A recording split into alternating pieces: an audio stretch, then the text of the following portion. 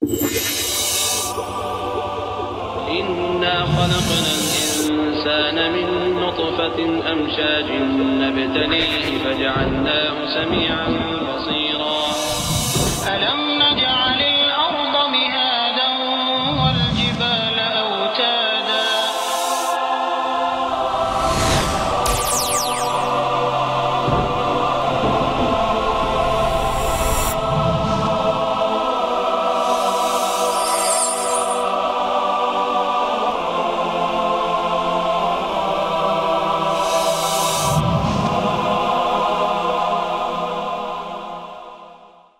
I would like to welcome to the stage our speaker, Dr. Zakir Naik, speaking on the subject, the Qur'an and modern science, compatible or incompatible. I would like to give you now a brief introduction of Dr. Zakir Naik, and truly it is a brief introduction because there is too much to be said. He is a medical doctor by professional training and a renowned, dynamic international orator on Islam and comparative religion. He is the president of the Islamic Research Foundation in Mumbai and clarifies Islamic viewpoints, clearing misconceptions about Islam using the Qur'an, authentic hadith, and other religious scriptures as a basis in conjunction with reason, logic, and scientific facts. He has completed all of this study in preparation by the age now of 41, still young, but Sheikh. He is popular for his critical analysis and convincing answers to challenging questions posed by audiences after his public talks.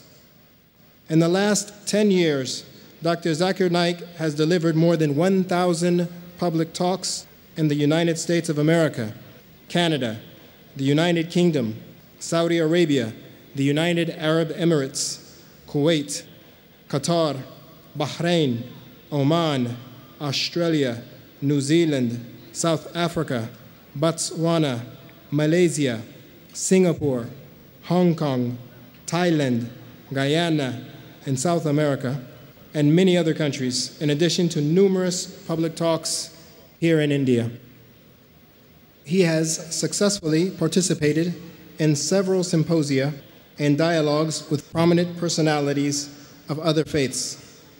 His public dialogue with Dr. William Campbell from the United States of America on the topic, the Qur'an, the Bible, and the Light of Science, was held in Chicago, the United States of America, in April of 2000 and was a resounding success by the grace of Allah. Sheikh Ahmed Deedat, the world-famous orator on Islam and comparative religion, who had called Dr. Zakir Naik Deedat Plus in 1994, presented a plaque in May of 2000 with the engraving awarded to Dr. Zakir Abdul Karim Naik for his achievement in the field of dawah and the study of comparative religion. Son, what you have done in 4 years had taken me 40 years to accomplish. Alhamdulillah, to end the quote of Ahmed Deedat. Dr. Zakir Naik appears regularly on many international television channels in more than 200 countries of the world. He is regularly invited to TV and radio interviews. More than 100 of his talks, dialogues, debates, and symposia are available on DVDs, VCDs, video cassettes, audio cassettes, and he has authored several books on Islam and comparative religion. Ladies and gentlemen, without further delay, I would like to welcome Dr. Zakir Naik, President of the Islamic Research Foundation. Alhamdulillah. Wassalatu wassalam ala rasulillah wa ala alihi wa sahbihi ajmain. Amma ba'd. A'udhu billahi minash shaitanir rajim. Bismillahir rahmanir rahim. Awalam yaral lazina kafaru anna samawati wal arda kanat ratkan fastaqnahuma wa ja'alna minal ma'i kulla shay'in hay afala yu'minun. Rabbi shrah li sadri wa yassir li amri وَحَلُّ الْعُقْدَةَ مِنْ لِسَانِي يَفْقَهُ قَوْلِي. My respected elders and my dear brothers and sisters, I welcome all of you with Islamic greetings. Assalamu alaikum wa rahmatullahi wa barakatuh. May peace, mercy and blessings of Allah subhanahu wa ta'ala, of Almighty God, be on all of you. The topic of this evening's talk of mine is the Quran and modern science, compatible or incompatible. The glorious Quran is the last and final revelation of Allah subhanahu wa ta'ala, of Almighty God, which was revealed to the last and final messenger, Prophet Muhammad, peace be upon him. For any book to claim that it is the word of God, for any book to claim that it is the revelation from Allah subhanahu wa ta'ala, it should stand the test of time. Previously, hundreds and thousands of years back, it was the age of miracles.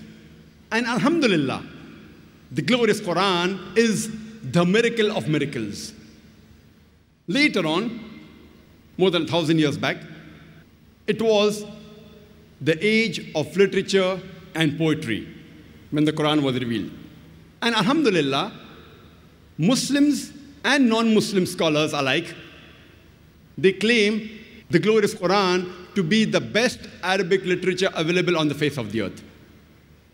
And Allah subhanahu wa ta'ala gives the challenge in the glorious Quran in Surah Baqarah, chapter number 2, verse number 23 and 24, which says, وَإِن كُنْتُمْ فِي رَيْبٍ مِّمَّا نَزَّلْنَا عَلَى عَبْدِنَا.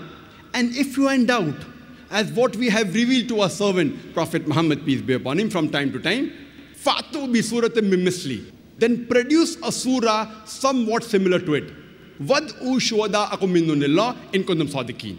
And call forth your helpers and witnesses, if there are any besides Allah, if your doubts are but true. فَإِن لَمْ تَفْعَلُوا. And if you cannot, وَلَن تَفْعَلُوا. And of a surety you cannot. فَاتَّقُوا النَّارَ الَّتِي وَقُودُهَا النَّاسُ وَالْحِجَارَةُ أُعِدَّتْ لِلْكَافِرِينَ. Then fear the fire whose fuel is men and stones, which is prepared for those who reject faith. Here the Quran gives a challenge that try and produce a surah somewhat similar to it. And the shortest surah is hardly 3 verses, hardly few words. No one has done it so far, and no one, inshallah, till eternity will ever be able to do it. But today, suppose a religious scripture, in a very poetic fashion, says that the world is flat. Will a modern man believe in it? But naturally no, because today is not the age of literature and poetry. Today is the age of science and technology. So let us analyze today whether this glorious Quran is compatible or incompatible to modern science. Whether does it pass the test of today, the test of modern science. According to Albert Einstein, the famous physicist and the Nobel Prize winner, he said that science without religion is lame, and religion without science is blind. Let me repeat it, that Albert Einstein, the famous physicist and the Nobel Prize winner, said that science without religion is lame, and religion without science is blind. Let me remind you that the glorious Quran is not a book of science, S-C-I-E-N-C-E, but it is a book of signs, S-I-G-N-S. It's a book of ayats. And there are more than 6,000 ayats, 6,000 signs in the glorious Quran, out of which more than 1,000 speak about science. As far as my talk today is concerned, I will only be speaking about scientific facts which have been established. I will not be speaking about scientific theories and hypotheses, which all of us know very well, that many a time these theories and hypotheses, they take U-turns. In the field of astronomy, in 1973, there were a couple of scientists who got the Nobel Prize. And these couple of scientists, they described the creation of the universe. And they called it the Big Bang.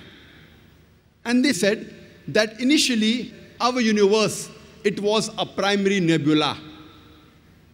Then there was a Big Bang.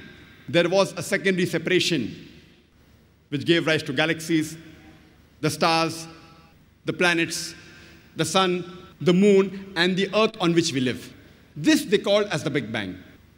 The glorious Qur'an mentions this in a nutshell 1400 years ago in Surah Anbiya, chapter number 21, verse number 30, the ayah I started my talk with. And it says, Avalam yaral lazina kafaru. Do not the unbelievers see anna samawati wal arda kanat ratka fataknahuma, that the heavens and the earth were joined together and we clove them asunder. This verse of the glorious Quran speaks about the Big Bang in a nutshell 1400 years ago, which science has discovered recently.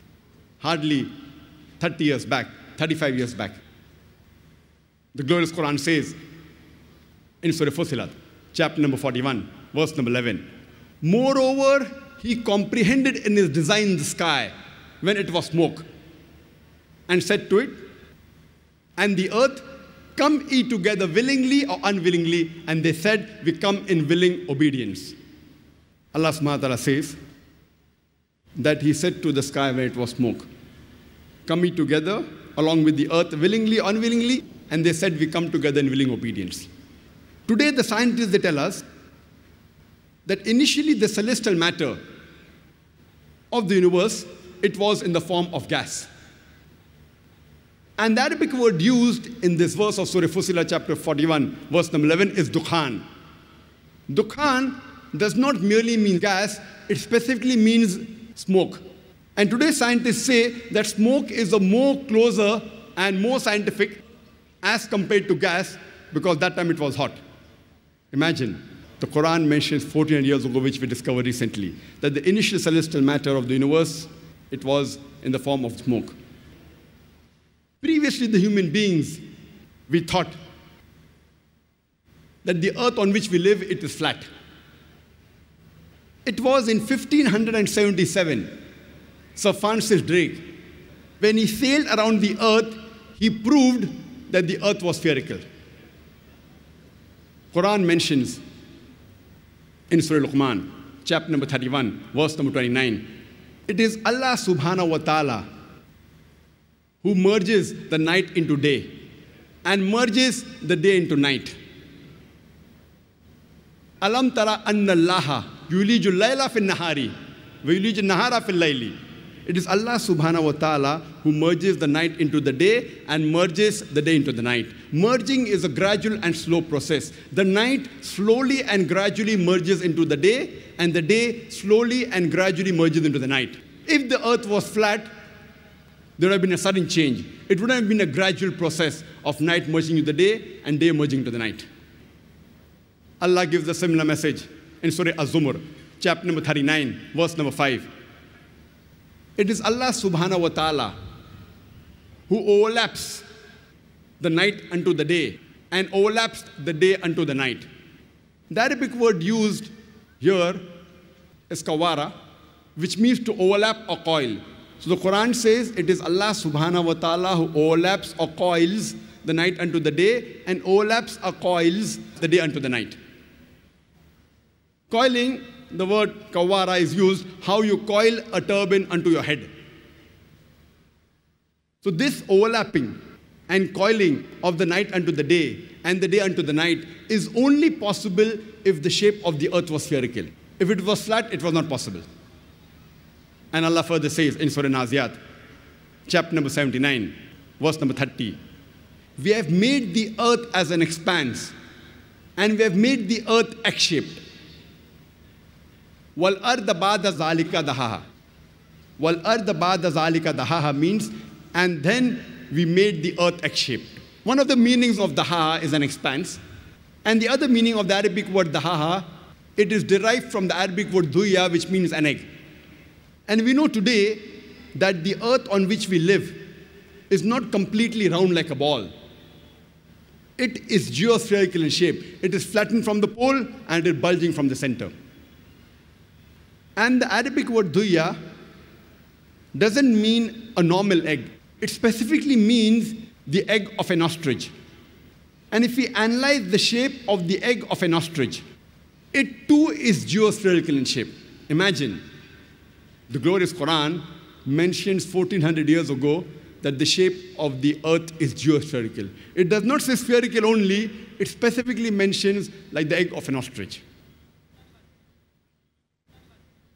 Previously, the scientists, they thought that the light of the moon was its own light. But Quran says in Surah Furqan, chapter number 25, verse number 61, blessed is he, that is Allah subhanahu wa ta'ala, who has made the constellations in the sky and placed therein sun, that is a lamp, having its own light, and moon, having borrowed light. The Arabic word used for the sun in the Quran, it is shams. And its light is always described as siraj, wahaj, or diya, which means a torch having a light of its own, or a blazing lamp, or a shining glory. Always the light of the sun is described as wahaj, siraj, or diya, meaning a light of its own. The Arabic word for moon is qamar, and its light is described as munir or nur, meaning borrowed light or a reflected light. There is not a single place in the Quran where the light of the moon is described as its own light. And the Arabic word for star is najam, and its light is described as saqib, meaning the light, by the time it reaches the earth, it loses its brightness, like a piercing brightness. The bright light, by the time it reaches, it consumes itself. And this message, that the sun has its own light, describing as wahaj, siraj, or diya, and the moon having borrowed light, that is munir, or reflection of nur, is mentioned in several places in the Quran, including Surah Yunus, chapter number 10, verse number 5, as well as Surah Nuh, chapter number 71, verse number 15 and 16. And the Quran says in Surah Tariq, chapter number 86, verse number 3, that what najmus saqib, describing the star, its light as saqib, that means it pierces, it's of piercing darkness. Previously, the European scientists, they believed that the earth was the center of the solar system and the universe. And all the planets, as well as the moon and the sun, it revolved around the earth. This was called as geocentrism.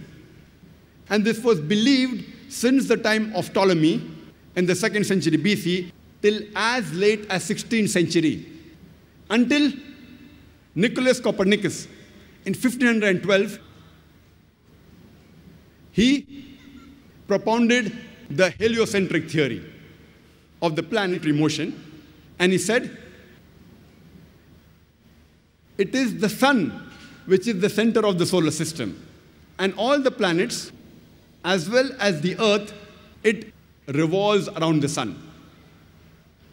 And later on, a German scientist by the name of Johannes Kepler, in 1609, he wrote in his book by the name Astronomy that not only do the planets and the earth, they revolve around the sun, but they also rotate about their own axis. And when I was in school, I passed my school in 1982, about more than 25 years back. There I too read that the planets and the earth, they revolve around the sun, and the planets and the earth, they rotated about their own axis.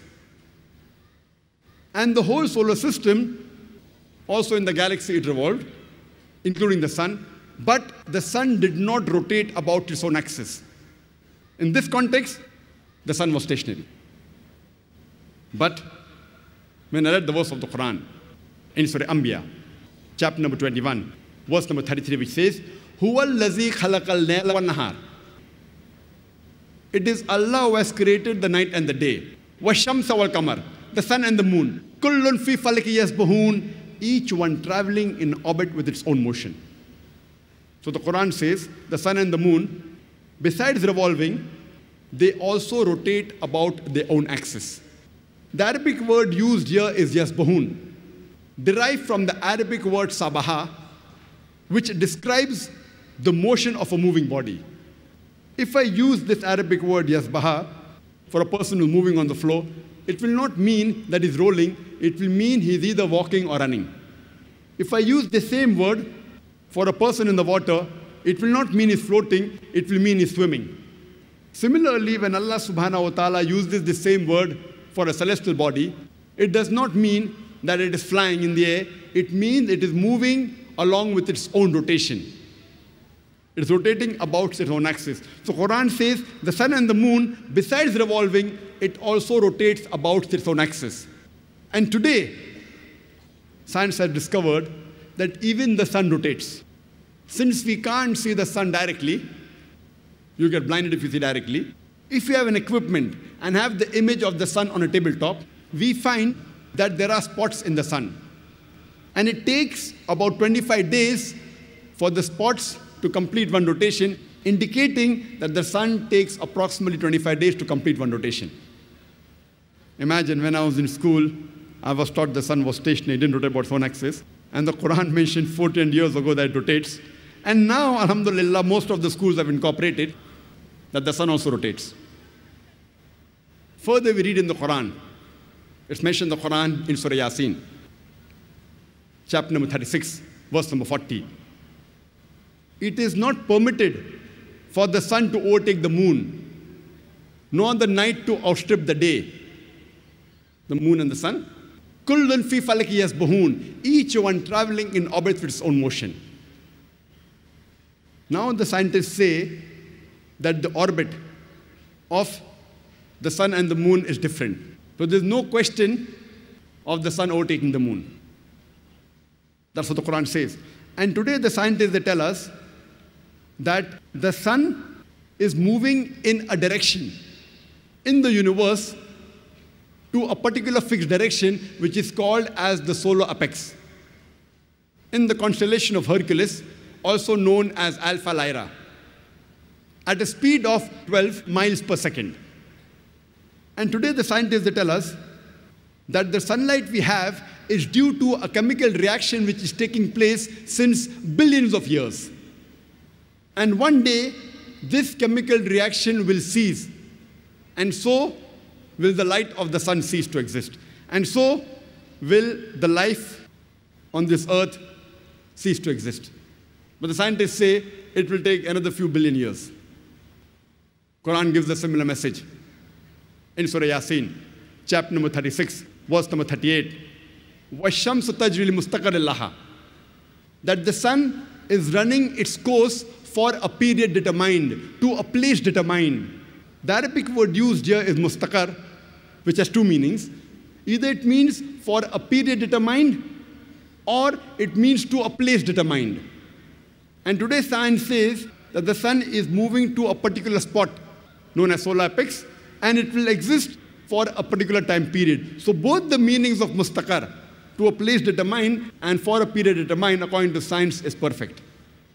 Imagine, Quran mentions this 1400 years ago. When I was in school, I had learned that there are three types of matter: solid, liquid, and gas. And previously, the scientists believed that the space outside the astronomical systems in the galaxy, it was vacuum. Lately, the scientists have discovered that there are bridges of matter in the interstellar space. It's not vacuum. And it is called as plasma.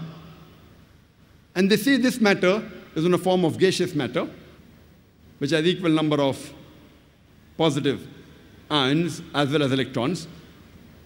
And the Quran mentions 1400 years ago in Surah Furqan, chapter number 25, verse number 59. It is Allah subhanahu wa ta'ala who has created the heavens and the earth, as well as things in between it. So Quran says there is matter in between the heavens and the earth, which today science they say that this plasma can be considered as the fourth type of matter.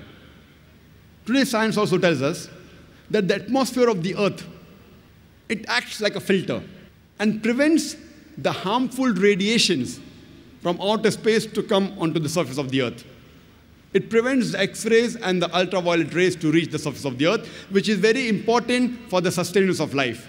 If this filter of the Earth's atmosphere wasn't there, then life would not exist on the face of the Earth. The Qur'an says in Surah Anbiya, chapter number 21, verse number 32, that we have made the sky as a protected ceiling. We have made the heavens, the Arabic word is samawat. We have made the heavens, that is the sky, as a canopy well guarded.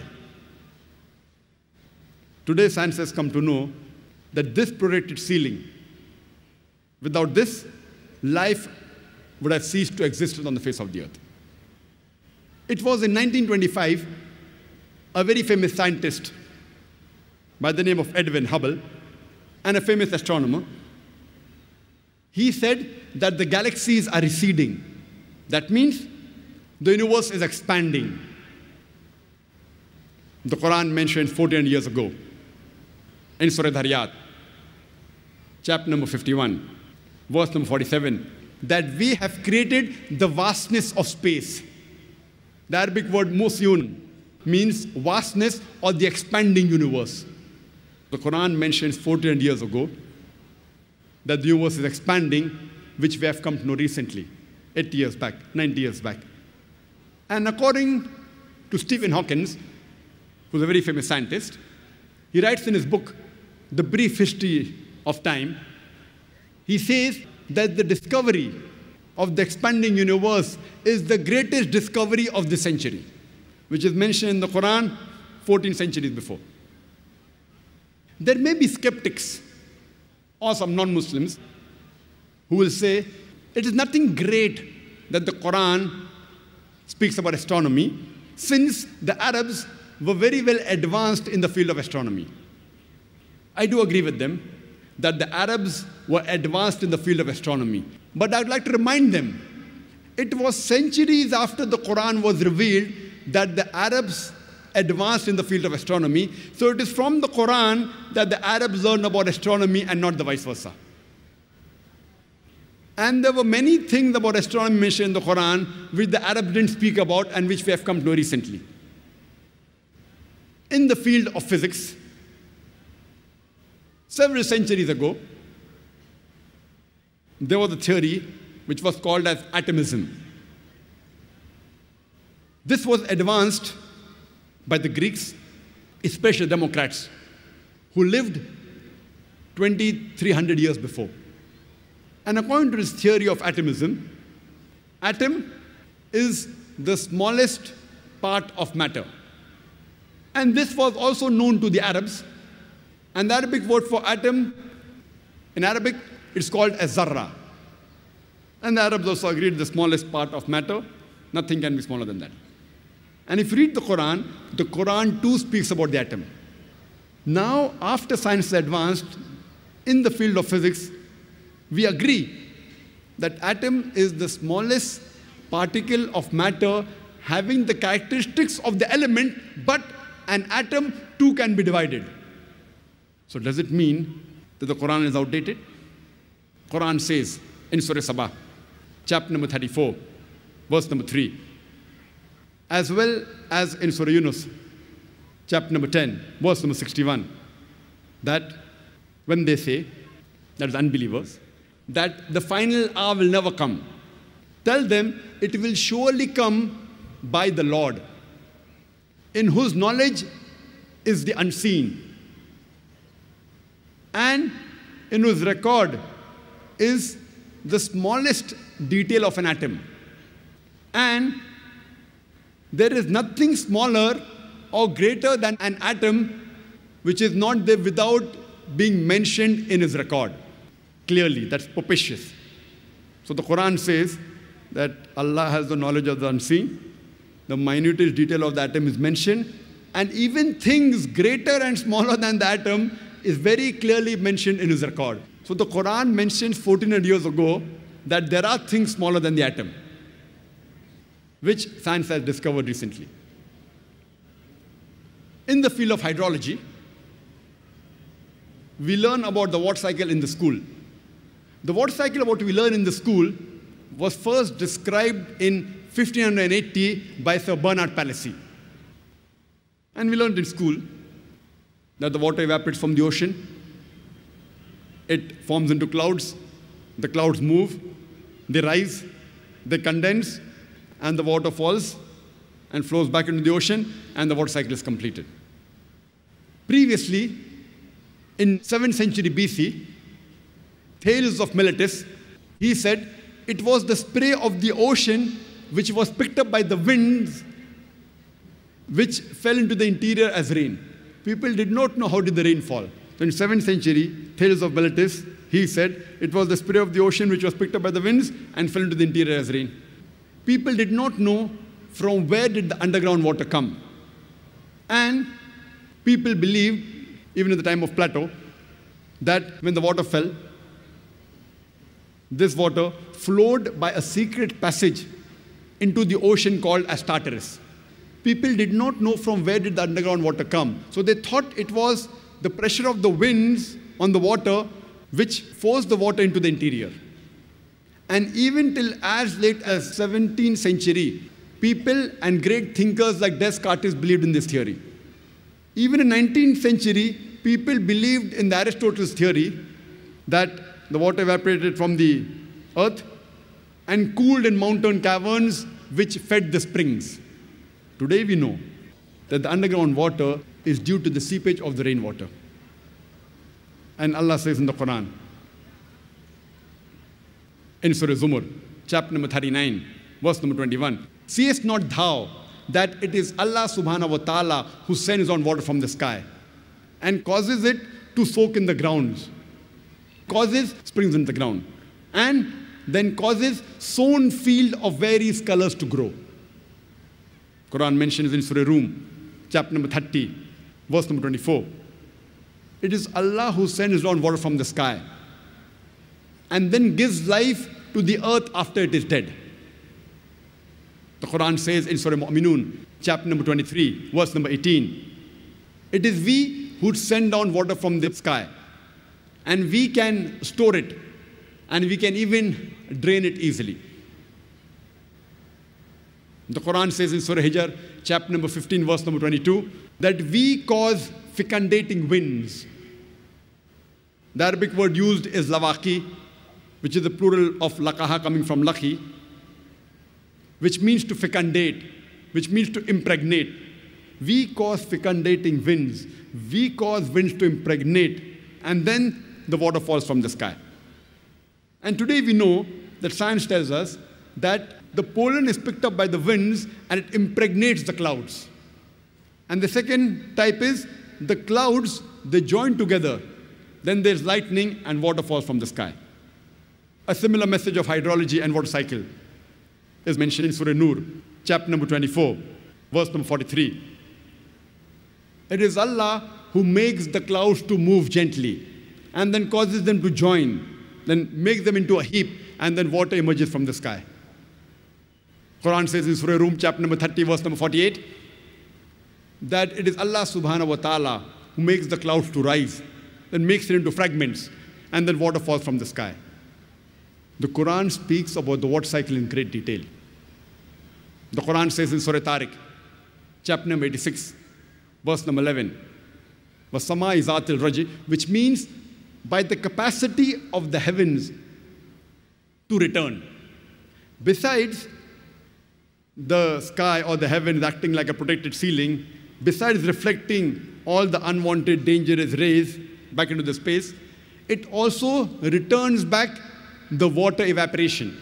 What the water evaporates from the ocean, the sky, it sends it back onto the earth.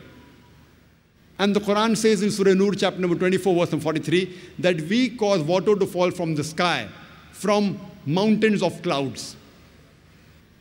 And when we're traveling in an aeroplane wasn't there 14 years back, and when we look at the clouds below, we see it is like mountain of wool. The clouds, they appear as mountains. Imagine, Quran mentions that 14 years ago. Quran describes the water cycle in great detail in several verses. Besides the several verses I quoted, there are many other umpteen number of verses which speak about the water cycle. It's mentioned in Surah Araf, chapter number 7, verse number 57. In Surah Rad, chapter number 13, verse number 17. In Surah Furqan, chapter number 25, verse number 40 and 49. In Surah Fatir, chapter number 35, verse number 9. In Surah Yasin, chapter number 36, verse number 34. It's mentioned in Surah Jashia, chapter number 45, verse number 5. In Surah Qaf, chapter number 50, verse number 9 and 10. It's mentioned in Surah Waqia, chapter number 56, verse number 67 to 70. It's mentioned in Surah Mulk, chapter number 16, verse number 30. You can go on only quoting the several verses of the Quran which speak about the water cycle. You can only give a talk on hydrology and water cycle in the Quran. In the field of geology, and the geologists today, they tell us that the radius of the earth on which we live is approximately 3,750 miles. And the deeper layers, they are hot and fluid. It cannot sustain life. And as you keep on going superficially, it keeps on getting cooler. And the superficial crust on which we live, it is hardly less than 30 miles in thickness. And the geologists, they tell us there are high possibilities that this superficial crust on which we live, it can shake. And today the geologists tell us, they talk about the folding phenomena which gives rise to mountain ranges. And because of this folding phenomena and because of this mountain, there is stability on the earth. The Quran says in Surah Naba, chapter number 78, verse number 6 and 7, we have made the earth as an expanse. Wal jibala autada, and the mountains as stakes. The Arabic word autad means stakes or tent pegs. Like how we put a tent peg into the ground, we see only a small portion on the top, the major portion goes deep into the ground. So the Quran says the mountains are like tent pegs. And today science tells us that the mountain has got deep roots. And the portion we see on the top is only a small portion, like the tip of an iceberg. The major portion of the iceberg is in the water, and only a small portion is here on the top. And science tells us that the mountains are put firmly on the earth. And Quran gives this message 14 years ago. In Surah Naziat, chapter number 79, verse number 32. As well as Surah Jashia, chapter number 88, verse number 19, that we have placed on the earth mountains standing firm. As far as the subject of geology is concerned, a book by the name The Earth, which is known as one of the best textbooks in the field of geology and is referred in most of the universities in this subject. And one of its authors, his name is Frank Press, who was the president of the Academy of Sciences of USA earlier, and was also the advisor to the ex-president of USA, Jimmy Carter. And he writes in this book, and he draws the mountain and shows that the mountain has got deep roots in the shape of wedge shape. And he shows that the mountain that is seen above the surface of the earth is only a small portion. The major portion has got deep roots. And he writes in this book that it is due to the mountain which prevents the earth from shaking. And this is exactly what is mentioned in the Quran 14 years ago in Surah Anbiya, chapter number 21, verse number 31, as well as Surah Luqman, chapter number 31, verse number 10, that we have placed on the earth mountains standing firm, lest it would shake with you. The Quran specifically mentions that the function of the mountain is to prevent the earth from shaking, which we have come to know recently. In the subject of oceanology,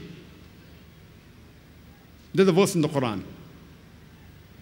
In Surah Furqan, chapter number 25, verse number 53, which says that it is Allah subhanahu wa ta'ala who has let free two bodies of flowing water. One sweet and palatable, and the other salty and bitter.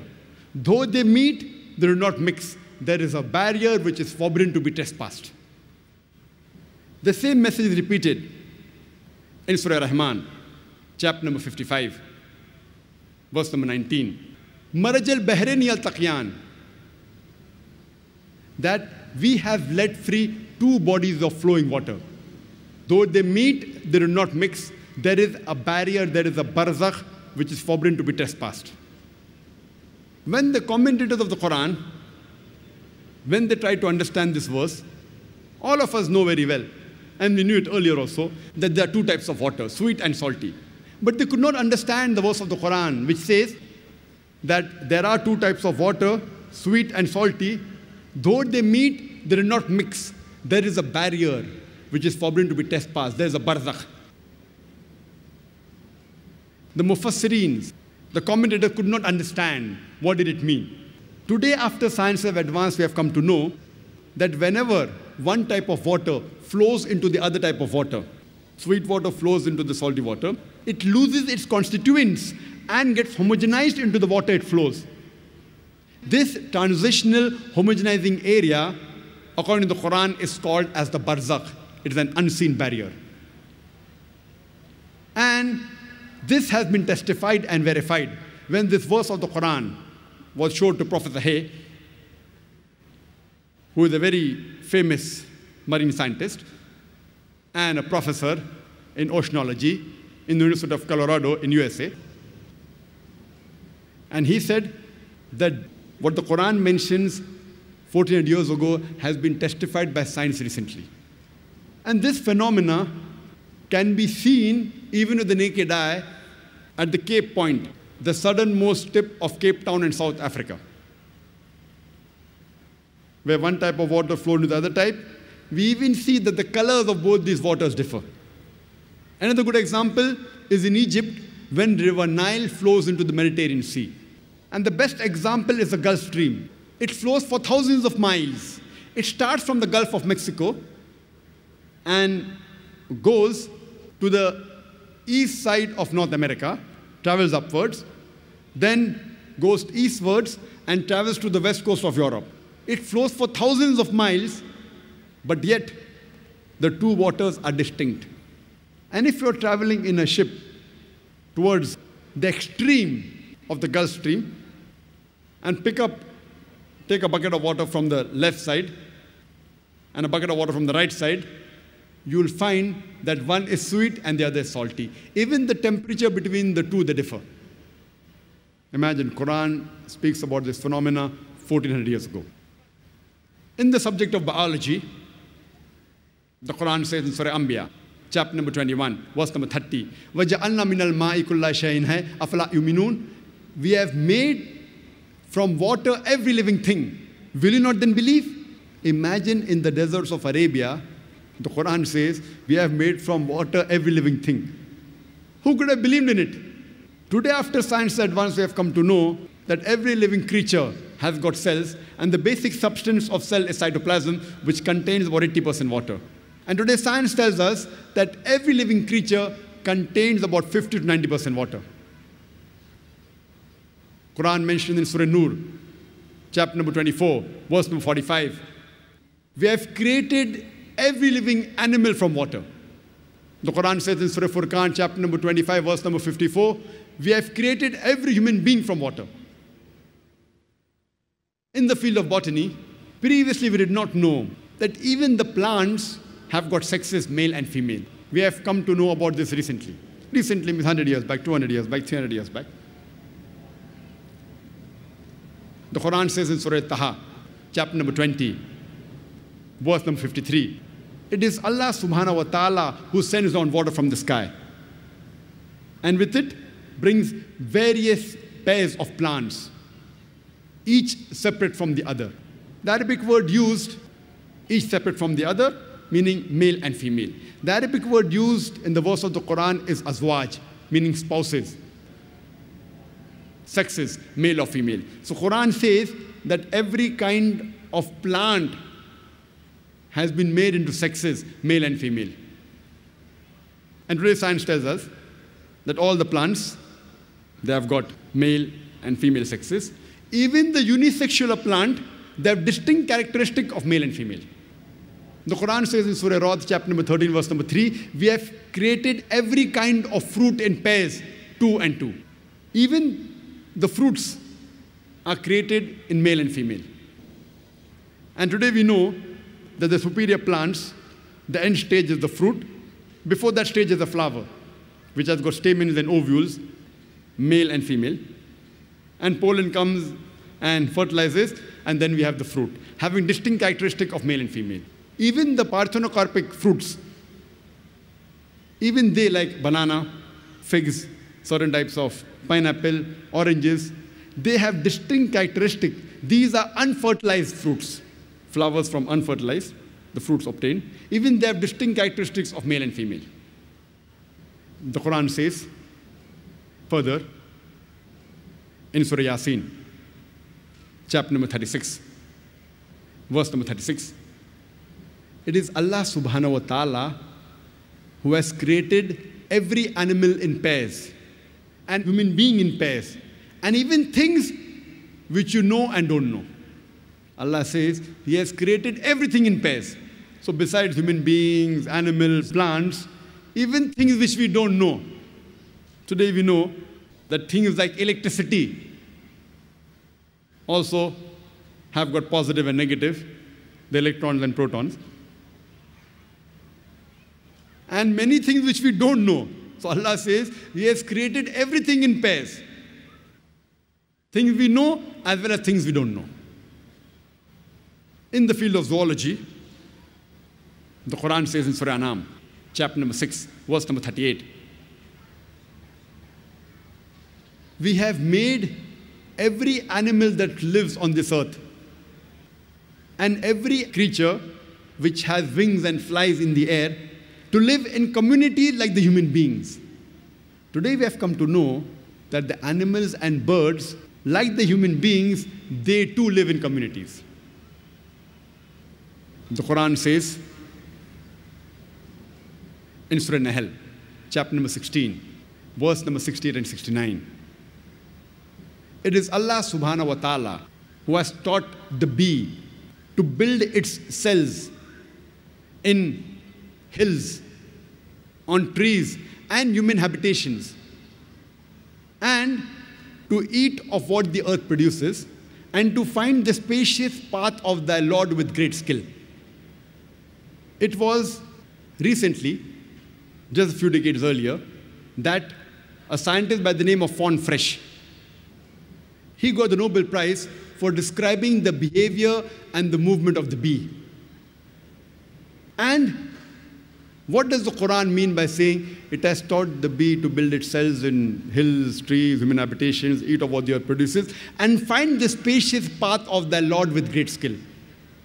Today, after science advanced, after von Frisch described the movement of the bee, we have come to know that whenever a bee finds a new garden or a flower, it goes and tells its fellow bee the exact direction of that garden and flower so that it could collect nectar by a process known as the bee dance. What we have come to know recently, Quran says, it has taught the bee to find the spacious path of thy Lord with great skill. Today, in science, we call it the bee dance. And previously we thought it was the male bee which was the worker bee. Today we have come to know that it is not the male bee, it is the female bee which is the worker bee. And the gender used in the Quran in Surah Nahl, chapter number 16, verse number 60 and 69, is fasluki and kulli, meaning a female bee. No wonder Shakespeare in his play, Henry IV, he mentions about people talking among themselves, about the bee, that the soldier bee, the male soldier bee, they go and report to the king. Today we have come to know it is not the male bee which is the soldier bee, they are the female bees which are the worker bees and soldier bees. And they don't report to the king, but they report to the queen. Imagine, even the gender of the worker bee, the soldier bee, is mentioned in the Quran as the female gender which we have come to know recently. The Quran says in Surah Namal, chapter number 27, verse number 17 and 18.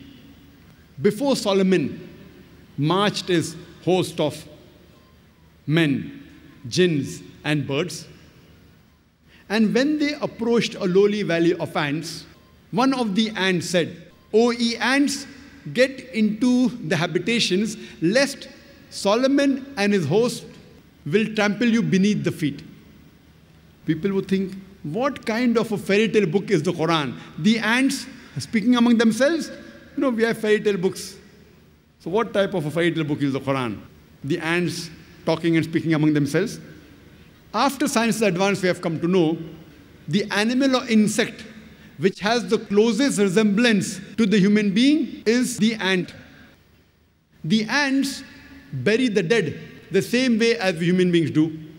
They have a sophisticated method of labor in which they have supervisors, managers, foremen, workers, etc. They have a sophisticated method of communication. They very often even meet to chat. They have marketplaces where they exchange goods. Souks, we have marketplaces. Even ants have got marketplaces where they exchange goods. And if in monsoon, during rainy season, if while storing the grain, if the grain gets wet, the ants get the grain in the sunlight to dry, as though they knew that humidity will cause rotting of the grain. And if the grain begins to bud, they chop off the bud as though they knew that budding will cause rotting of the grain. Imagine, Quran speaks about the lifestyle of the ants 1400 years ago, which we have come to know recently. The Quran says in Surah Ankabut, chapter number 29, verse number 41, as to those who take for protectors anyone besides Allah subhanahu wa ta'ala, they build for themselves houses like that of a spider. For verily, the house of a spider is flimsy. Besides the Quran saying that any human being who takes for protectors anyone besides Almighty God, Allah, they are building for themselves houses like that of a spider, talking about the web. And the house of the spider is flimsy. We know that the web is a very flimsy house. But besides this, today we have come to know that many a time the male spider is killed by the female spider. The relationship of the husband and wife is not good in the spiders. So besides the Quran talking about the flimsy physical nature of the house of a person who takes for protector besides Almighty God, is also talking about the relationships in the house. In the field of physiology, it was 600 years after the Quran was revealed that Ibn Nafis, he described the blood circulation. And 1,000 years after the Quran was revealed, 400 years after Ibn Nafis, William Harvey made it famous to the world. So in our textbook, we know the blood circulation was first described by William Harvey. Actually, it was Ibn Nafis 400 years ago. This is all media. And today we know that the food we eat, it goes into the stomach, then goes into the intestine. Just in a nutshell, as far as physiology is concerned, about the blood circulation and the production of milk, the food which enters the intestine, the substance of the food, it enters into the bloodstream, through the vessels of the intestine, and via the complex media, very often through the liver. Via the bloodstream, it reaches almost all the organs of the body, including the mammary glands, which is responsible for the production of milk. So what we have come to know today about the blood circulation and the production of milk is mentioned in a nutshell in the Quran 1400 years ago. In Surah Nahl, chapter number 16, verse number 66, we says that verily in the cattle is a lesson for you. We give you to drink from what is within the body, coming from a conjunction between the constituents of the intestine and blood, milk which is pure for you to have. And the same message is repeated in Surah Mu'minun, chapter number 23, verse number 21, that verily in the cattle is a lesson for you. We give you to drink milk which is pure, that comes from within the bodies of the cattle, and in it are various benefits, and of the meat you can eat. So Quran speaks about the blood circulation and the production of milk in a nutshell 1400 years ago. In the field of medicine, Previously, we did not know that the honey was obtained from the belly of the bee. The Quran says in Surah Nahl, chapter number 16, verse number 69, from the belly of the bees, we give you a drink of varying colors in which there is healing for humankind. It was only 300 years before, approximately, we came to know that the honey was obtained from the belly of the bee. And now we have come to know that honey is rich in vitamin K as well as fructose. Recently, we have come to know that even the honey has got mild antiseptic properties. No wonder the Russian soldiers in World War II, they used the honey to cover up the wounds, which prevented the evaporation of moisture, and the healing in the wound was done with leaving of very little scar tissue. And due to the density of honey, germs and bacteria were prevented to grow in the wound. And if a patient is suffering from the allergy of a particular plant, if honey is obtained from that plant and given to that patient starts developing resistance to it. Imagine what science has come to know today. Recently, Quran mentions that in the honey there is healing for humankind. In the field of embryology, there were a group of students who collected all the data that they could find in the Quran as well as the Hadith dealing with embryology. And they followed the verse of the Quran, Surah Nahl, chapter number 16, verse 43, and Surah Anbiya, chapter number 21, verse number 7, which says, فَاسْأَلُوا أَهْلِ الذِّكْرِ إِن كُنْتُمْ لَا تَعْلَمُونَ. If you don't know, if you are in doubt, ask the person who's knowledgeable. So these Arab students, they collected the verses of the Quran and the Hadith dealing with embryology and translated it into English and presented it to Professor Keith Moore. That was about 30 years back, in the late 70s. And Professor Keith Moore at that time was one of the highest authorities in the field of embryology. And he was the head of the Department of Anatomy in the University of Toronto in Canada. When he went through all the translation of verses of the Quran and the Hadith, he said that most of the verses of the Quran which speak about embryology are in perfect conformity with latest advances of embryology. But there are a couple of verses which I cannot say that they are right. Neither can I say they are wrong because I myself don't know about it. And two such verses were the first two verses of the Quran to be revealed, of Surah Iqra, of Surah Alaq, chapter 96, verse number 1 and 2, which says, Iqra bismi rabbika allazi khalaq. Khalaqal insana min alaq. Read, recite, proclaim in the name of thy Lord who has created the human beings from something which clings a leech-like substance. So Professor Keith Moore said, I don't know whether the human beings, the embryo, embryology means it's the study of the development of the human being, the early stages of human being in the womb of the mother, for those who don't know. He said that I do not know whether initial stages of the embryo, that's the initial stages of human being, it looks like a leech or not. So he went in his laboratory and under a very powerful microscope observed the early stages of the embryo and compared it with the photograph of a leech. And he was astonished at the striking resemblance. And later, when 80 questions were asked to him regarding embryology in the Quran and the Hadith, he said that if you had asked me these questions 30 years ago, that means from today more than 60 years back, I would not be able to answer more than 50% because embryology is a new branch of medicine which has developed recently. And whatever additional information he got, he included in the new edition of his book, The Developing Human. The Developing Human is one of the books referred by most of the students throughout the world in the first year of MBBS, first year of medical college. And even I, when I was in the first year of the medical college, in Bombay, if we had to get just pass marks, we used to refer to the book written by Inderbir Singh. If you wanted to score in embryology, we had to refer to The Developing Human by Professor Keith Moore. So Professor Keith Moore, he incorporated this new information he got from the Quran and the Hadith into the third edition of his book, The Developing Human, which got the award for the best medical book written by a single author. And later on, this book was translated into several languages of the world. And Professor Keith Moore said that this information in the Quran cannot come from a human source. The author of this Quran has to be Almighty God. And he said that he has no objection in agreeing that Prophet Muhammad, peace be upon him, was the messenger of this God. Imagine Prophet Keith Moore being a Christian said that.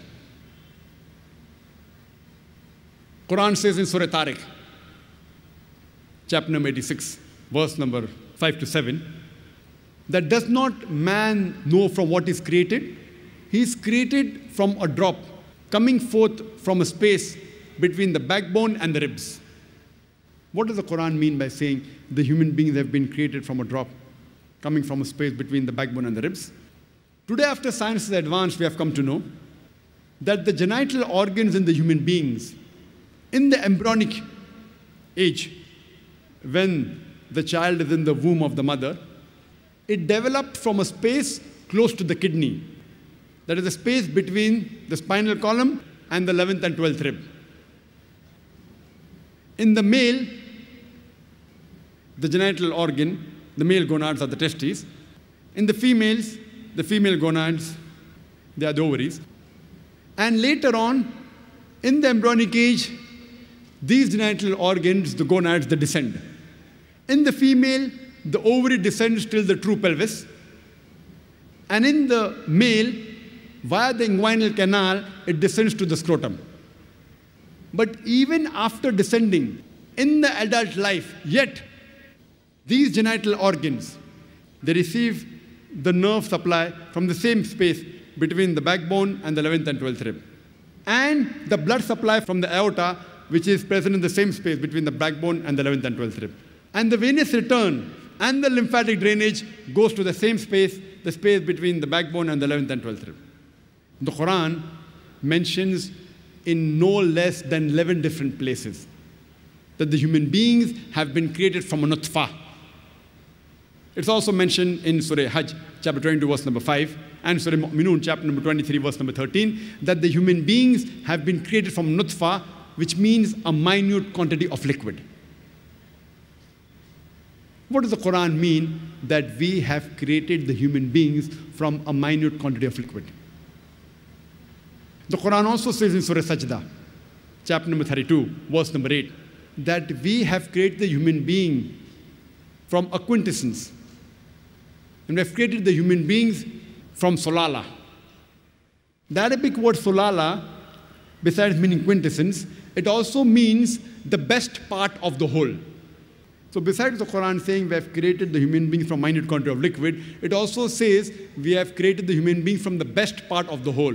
And today science tells us that only one spermatozoa out of the millions of sperms that are emitted is sufficient to fertilize the ovum.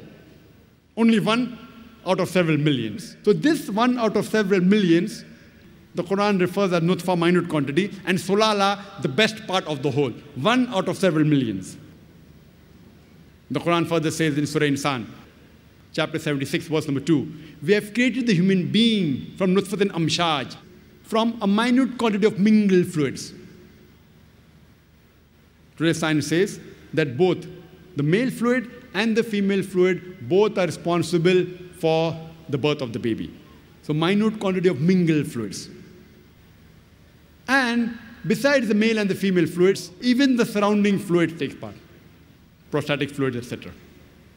In the field of genetics, today we have come to know that it is the sperm which is responsible for determining the sex of the child. And today science tells us that the 23rd pair of chromosomes in the human being, it determines the sex of the child. If it's XX, it's a female. If it's XY, then it's a male. So it is the sperm which is responsible for determining the sex. If the X of the sperm takes part in the fertilization, then a female is born. If the Y takes part, then a male is born. And this is exactly what the Quran says in Surah Najm, chapter number 53, verse number 45 and 46, that we have created the human being from a minute quantity of liquid which is ejaculated. Minute quantity of liquid ejaculated means it has to be a male fluid. The similar message is repeated in Surah Qiyamah, chapter number 75, verse number 37 to 39, that we have created the human being from a minute quantity of sperm. Nutfatun min man yumna. We have created the human being from minute quantity of sperm, then made it into an alaqa, then made the alaqa into mudga, then gave it sex, male and female. So the Quran says that the sperm is responsible for the sex of the child, whether it's male or female. In this country of ours, this great country, India, for reasons known best to the Indians, in India mainly, most of the people, they prefer having sons rather than daughters. And if a lady gives birth to a daughter, very often the mother-in-law, she will blame the daughter-in-law. That why did you give birth to a daughter? According to the science and the Quran, if the mother-in-law has to blame anyone, she should not blame the daughter-in-law, she should blame the son. Because it is the male fluid which is responsible for deciphering the sex of the child, male or female. Actually, it's in the hands of Allah subhanahu wa ta'ala. He is the one who makes it male or female. But if the mother-in-law has to blame anyone, she should blame the son. Because he is responsible for the sex of the child, male or female. The Quran says in Surah Az-Zumur, chapter 39, verse number 6, that we have made the human beings in stages, one after the other, in 3 veils of darkness. According to Prophet Keith Moore, he said that this verse of the Quran, when it mentions the 3 veils of darkness, it refers to the anterior abdominal wall, the uterine wall, and the amniochorionic membrane. That the human being is made into stages in 3 veils of darkness. The Quran describes the various embryological stages in great detail. The Quran mentions in Surah Mu'minun, chapter number 23, verse number 12 to 14, that we have created the human being from a quintessence of clay, then made it into a nutfa, a minute quantity of liquid, then made the nutfa into alaqa, a leech-like substance, then made the alaqa into mudga, that's a chewed-like lump, then made the mudga into izama, bones, then clothed the bones with lahm, that is flesh. And then we made a different creature. Glory be to Allah, who's the best to create. These 3 verses of the Quran describe the various embryological stages, the initial stages of development of a human being in the mother's womb in great detail. First it says that it made it from a nutfa, which we discussed, a minute quantity of liquid, then made the nutfa into alaqa. That means a leech-like substance, which we discussed earlier. The meaning of the Arabic word alaqa, it has got 3 meanings. One is a leech-like substance. It also means something which clings. And the third meaning of alaqa is congealed clot of blood. Besides it looking like a leech, the embryo in the initial stages, it also behaves like a leech, it behaves like a bloodsucker, it derives its nutrition from the mother through the placenta. It behaves like a bloodsucker. So besides looking like a leech, it also behaves like a leech. The second meaning, something which clings, we know that the embryo clings to the uterine wall. Throughout the 9 months that the fetus is in the womb of the mother, it clings to the uterine wall. The third meaning of alaqa is congealed clot of blood. And today's science tells us that in the initial stages, the blood does not circulate. And the blood clots in the vessels, and it appears like a congealed clot of blood. So all 3 meanings of alaqa, alhamdulillah, today's science says, is in perfect conformity to latest advances made in embryology.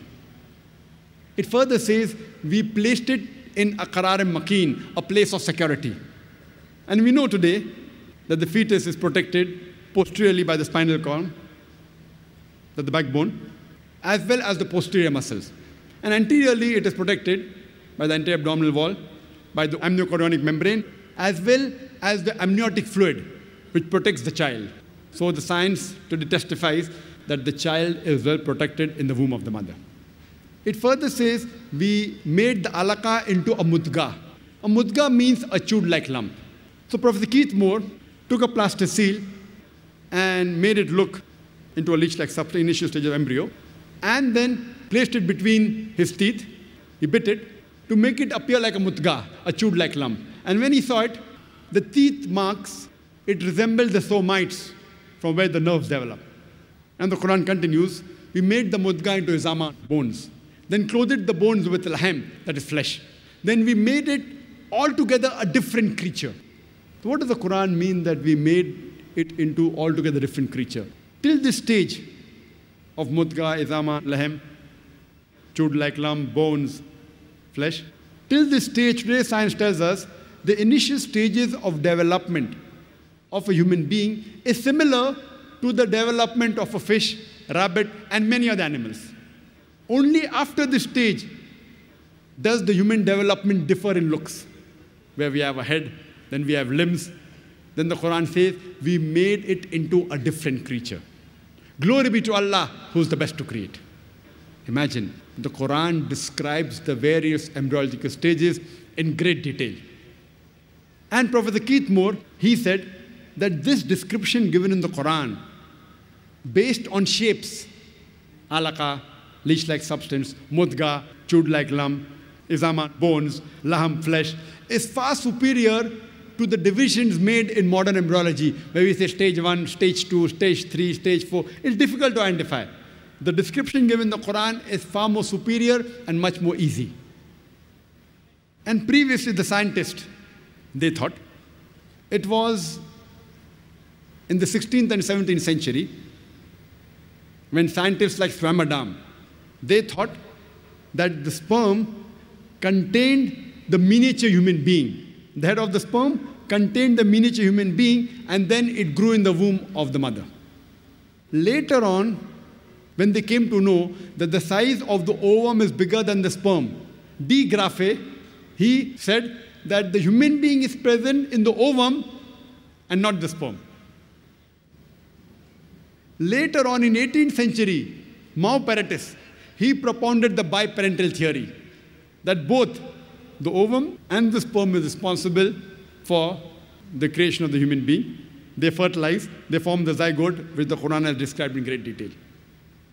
Furthermore, the Quran says in Surah Hajj, chapter number 22, verse number 5, that we have created the human beings from a minute quantity of clay, made into alaka, made the alaka into mudga, partly formed and partly unformed.